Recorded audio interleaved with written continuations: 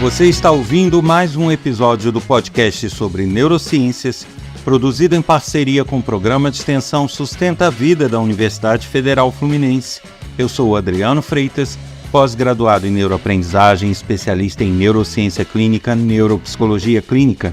Neste episódio eu falo sobre suicídio.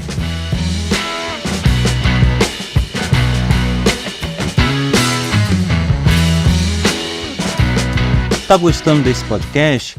Quer colaborar para que ele continue no ar trazendo sempre boas informações para todos?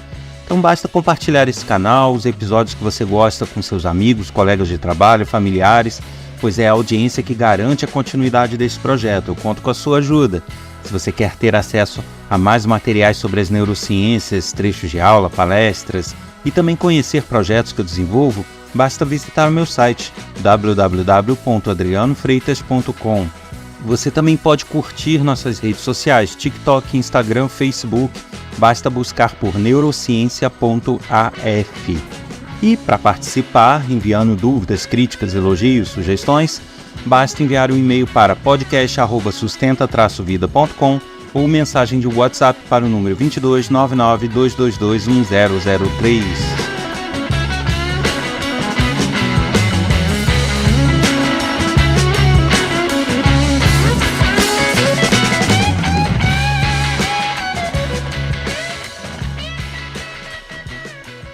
Eu trago hoje um assunto, de certa forma, delicado, que se ouve falar até, mas não é assim com tanta frequência e nem sempre de forma muito completa. Eu confesso que realmente a gente tem mais dúvidas do que soluções, tem mais dúvidas do que esclarecimentos, justamente porque é um grande mistério a questão do suicídio, os mecanismos que envolvem o suicídio, por diversos motivos que eu vou falar aqui. Mas eu fiz questão de trazer esse tema, primeiro porque sempre há questionamento sobre isso, e segundo para juntar diversas informações, porque as informações sobre o suicídio são muito esparsas. Alguns especialistas, algumas divulgações falam basicamente de pessoas com depressão, outras falam de pessoas que têm bipolaridade, mas não é bem assim, não é só nesse tipo de situação que ocorre. Então, para a gente entender, eu resolvi fazer esse episódio e aí esclarecer alguns pontos gerais, trazer algumas reflexões, algumas dicas, algumas sugestões, mas sempre tendo em mente que é um assunto que permanece em estudo e que realmente não se tem uma conclusão fechada de como cuidar disso, de como tratar isso ou que mecanismo exatamente está alterado e de que maneira. Num primeiro momento, a gente precisa entender o funcionamento de estruturas que fazem o contrário, nos impedem de tomar atitudes contra nós mesmos, né? Que nos impede de nos suicidarmos. Uma dessas estruturas, eu já falei dela várias vezes, em vários episódios, é o córtex pré-frontal, que fica ali na região da testa, ali por trás. Essa estrutura, como existe já várias descrições em outros episódios, quem não ouviu, eu aconselho que retome, é justamente uma estrutura que impede comportamentos impulsivos, que faz uma modulação social para que a gente tome atitudes correlatas e condizentes com o meio que a gente está. São estruturas que prevêem consequências dos nossos atos e, dependendo dessas consequências, freiam esses atos e esses impulsos, né? Então, é uma estrutura que funciona como um freio para os nossos instintos, para as nossas impulsividades. Então, já dá para notar o porquê que ela é fundamental para que não nos suicidemos, né? Porque ela é que gera o freio que nos impede de cometer suicídio. Agora, existe, aí eu falei estrutura, mas não é propriamente estruturas, porque, na verdade, interfere e faz uso de todo o nosso cérebro, que é um instinto de autopreservação, um instinto de sobrevivência, que eu também já falei. Então eu falei estrutura, mas na verdade é um instinto. Esse instinto de autopreservação e de sobrevivência, ele é predominante no cérebro. Então, ele tem prioridade sobre tudo e todos, sobre qualquer estrutura, sobre qualquer atividade que esteja sendo feita. Então não importa o grau de importância de alguma atividade que eu esteja fazendo ou de algum processamento que meu cérebro esteja fazendo. Se houver algo que promova risco à minha existência, esse instinto vai se sobrepor a tudo, vai ignorar qualquer outro processamento e vai recrutar áreas do cérebro para agir, justamente para que eu sobreviva, para me preservar, para preservar o organismo vivo. Então esse instinto de autopreservação, ele é predominante e ele é fundamental, porque como é um instinto que visa não causar danos, não permitir que danos sejam causados a nós mesmos, e garante, né, a função dele é garantir a nossa existência, a nossa sobrevivência, obviamente ele vai ser totalmente contra e vai impedir qualquer impulso no sentido de que a gente tire a nossa própria vida, né? Ele não vai permitir isso. E os instintos, eles são como se fossem programações. É como se fosse um programa de computador, né? A gente é programado com certas funcionalidades de fábrica. Vamos colocar dessa maneira para facilitar a compreensão. Então, nossos instintos são isso, né? São programações e que o nosso corpo, o nosso cérebro segue para nos garantir enquanto espécies, para garantir a nossa existência e a nossa sobrevivência. E o instinto de autopreservação é um desses programas, que é prioritário. Inclusive, o instinto de autopreservação, ele independe da nossa vontade. Eu posso não querer, mas ele atua se sobrepondo à nossa vontade.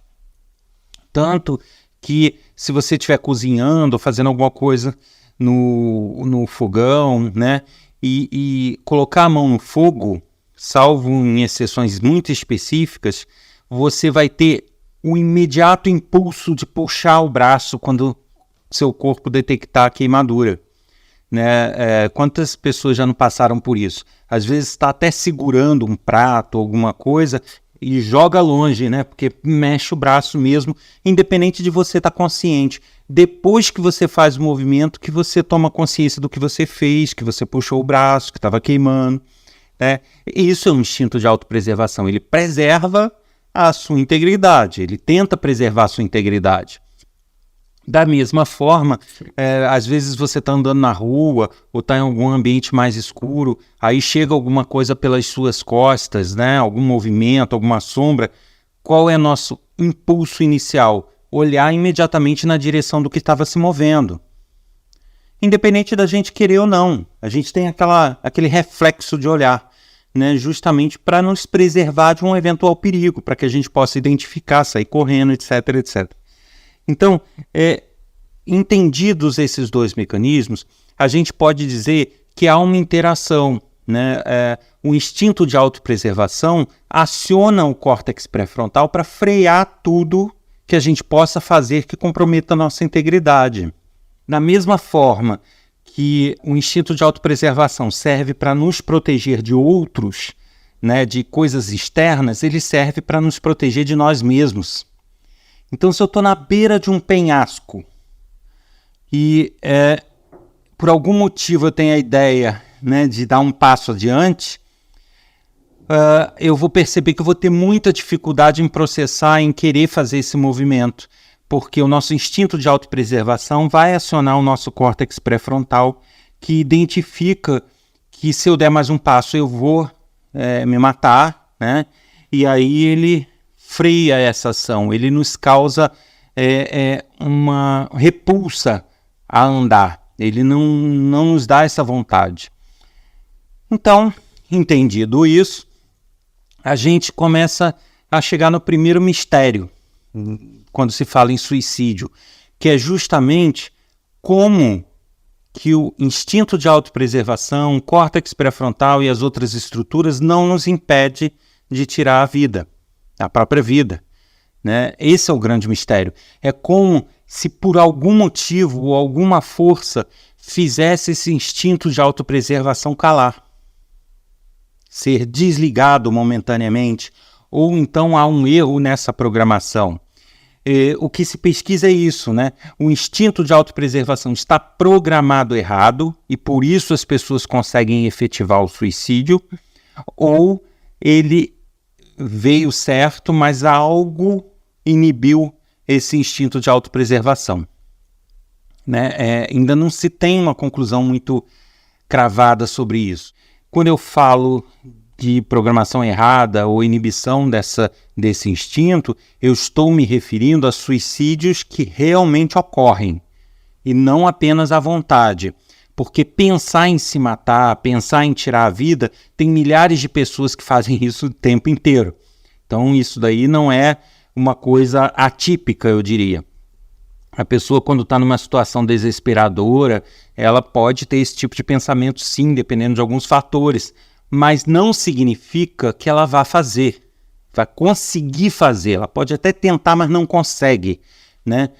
Se o nosso instinto de autopreservação, nosso córtex pré-frontal e outras estruturas estiverem ok, por mais que a pessoa tente e queira, ela não consegue. O corpo não deixa, o cérebro não deixa. Então, as pessoas que conseguem se suicidar são pessoas que, por algum motivo, conseguiram burlar ou ultrapassar esse instinto de autopreservação, que é uma minoria. Então, se você fizer uma avaliação de quantas pessoas pensam em se matar e quantas pessoas de fato conseguem, a gente vai ver que há uma discrepância, né? Eu não vou ter números aqui exatos para apresentar, porque são inúmeros estudos, teria que fazer uma conciliação de dados, mas o fato é que você tem um volume muito grande de pessoas que têm a vontade, querem ou pensam em se matar, mas proporcional a esse número você tem uma fatia pequena de pessoas que de fato conseguem levar a cabo, tá? Justamente porque uma boa parte delas vai ser impedida pelo próprio cérebro, vai ser impedida pelo próprio corpo. Estamos falando aqui de suicídios efetivados, né? Então, a primeira coisa que você sabe é isso. Há alguma coisa que promove a inibição do instinto de autopreservação, ou um defeito na programação originária, né? Existem muitas informações que eu vejo nas quais se fala que o suicídio, a vontade de se matar, a vontade de tirar a própria vida, ocorre em pessoas com depressão, ou com características depressivas, ou com impulsos depressivos. Não necessariamente. Eu tenho dúvidas se isso seria a maioria. Também acho, aí é a opinião pessoal minha, também acho que não é a maioria. Mas existem N fatores, né? Existem pessoas que realmente por questões de depressão de fato, podem ser levadas ao suicídio. Existem pessoas que têm uma bipolaridade muito severa, né, com extremos muito grandes e que em alguns momentos podem chegar a isso. Sim, né? Então não apenas uma pessoa depressiva clássica, mas uma pessoa com bipolaridade pode de fato querer cometer suicídio. Aí aqui a gente já não está falando de suicídio efetivado, né, da vontade, eu estou falando da vontade. Então a vontade de tirar a própria vida pode ocorrer em depressivos, em bipolares, pode ocorrer em alguns momentos em pessoas que possuem esquizofrenia, porque em meio aos delírios que ela tem, as alucinações, a realidade paralela que elas vivem, elas podem ter, sim, ordens, ouvir vozes ou ordens para tirarem a própria vida e seguirem isso fielmente. Então pode ocorrer, sim, de pessoas com esquizofrenia.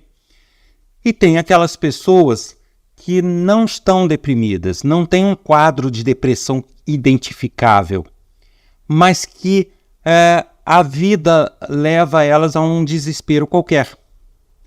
Tipo, pessoas que perdem filhos, pessoas que de repente se endividam num grau que se sentem pressionados, acuados o tempo inteiro, pessoas, com N problemas que não necessariamente chegam a um estágio de depressão profunda a ponto de querer cometer suicídio, mas ela de repente está acuada a um grau que ela enxerga ou pensa em tirar a própria vida como uma forma de solucionar os problemas da família e dela. Não que ela seja uma pessoa que esteja propriamente com depressão.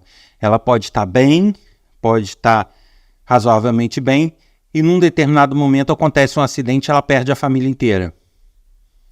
Ela pode não ficar propriamente em processo depressivo, mas entrar em desespero, e nesse desespero ela ter essa vontade de acompanhar os familiares, por exemplo. Né? Como eu falei, questões financeiras e tal. Então, eu diria que é um mito a gente afirmar que só tem vontade de tirar a própria vida quem tem uma depressão clássica. Não é o caso, tá? Então, fiquem atentos a isso. Agora, existe também dois tipos aí de pessoas que pensam em cometer suicídio ou tentam cometer suicídio.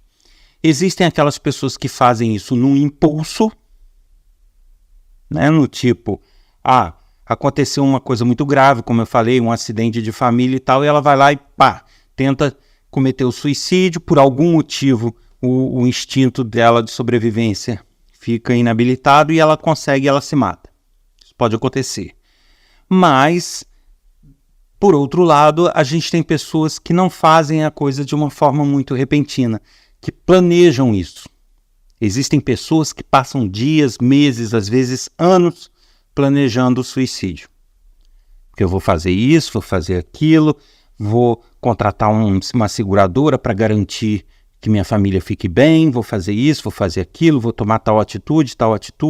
Depois de tudo planejado, ela vai lá e executa o plano. Né? Então, existem vários perfis de pessoas. O que eu quero dizer aqui, né, nesse episódio, como talvez um alerta, é justamente isso, sabe? Porque muitas vezes a gente observa quem está com a gente e só considera como grupo de risco aqueles em que a gente vai vendo com sinais claros de depressão, né? Que pessoas que estão ficando trancafiadas dentro de casa, que, né, estão sempre tristes e aí a gente deixa de olhar para pessoas que possuem outro tipo de problema, para pessoas que estão tendo outro tipo de comportamento e que às vezes estão convivendo normalmente com a gente no trabalho, mas em casa está lá planejando o suicídio dela. É muito difícil. Aí você me pergunta, mas como é que a gente vai adivinhar? Como é que a gente vai ajudar? Infelizmente, a gente não consegue adivinhar todos os casos. Né? Tem pessoas, principalmente se a gente não for especialista, tem casos em que a gente só vai identificar algum traço, alguma coisa, quando já é tarde demais. Mas eu diria que, sabe, a gente tem que estar muito atento a quem nos rodeia, os amigos, os familiares, principalmente quando a gente percebe não apenas comportamentos estranhos, mas quando a gente percebe que coisas estão acontecendo com ela. E aí a gente se aproxima, vê se está tudo bem, conversa e tenta puxar alguma coisa. Eu diria que é o que dá para fazer enquanto amigo, enquanto familiar, né? Então, se a gente percebe que a pessoa está endividada, que a pessoa está ficando numa situação financeira desesperadora, que a gente não possa dar dinheiro para ela, ok, mas que a gente possa estar presente, observando e orientando, e de repente, se a gente não pode ajudar financeiramente, que a gente ajude tentando dar ideias, sugestões, novos trabalhos. Então, a gente se fazer presente, né? Se é alguém querido, se é alguém próximo a gente, que a gente se faça presente em certos momentos. Pessoas que perderam a família, perderam um ente querido por uma doença, sabe? A gente estar ali. Que a gente não possa trazer a pessoa de volta, que a gente não possa trazer a família de volta do acidente, mas que a gente esteja ali para impedir ou para mostrar que a vida é mais do que aquilo, que existem outras coisas, que a pessoa precisa seguir. E quem sabe, se a gente não tem como identificar ou como ajudar prontamente, que a gente vá aos poucos levando aquela pessoa até a uma ajuda de um especialista.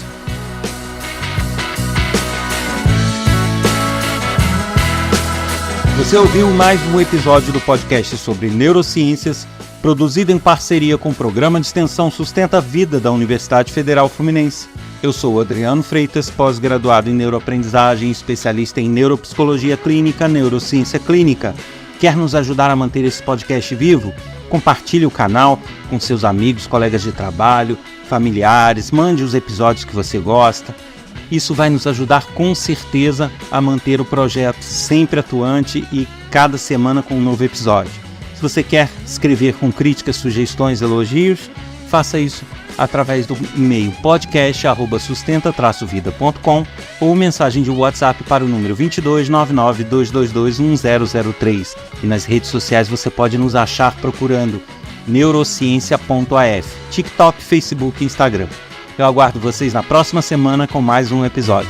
Até lá!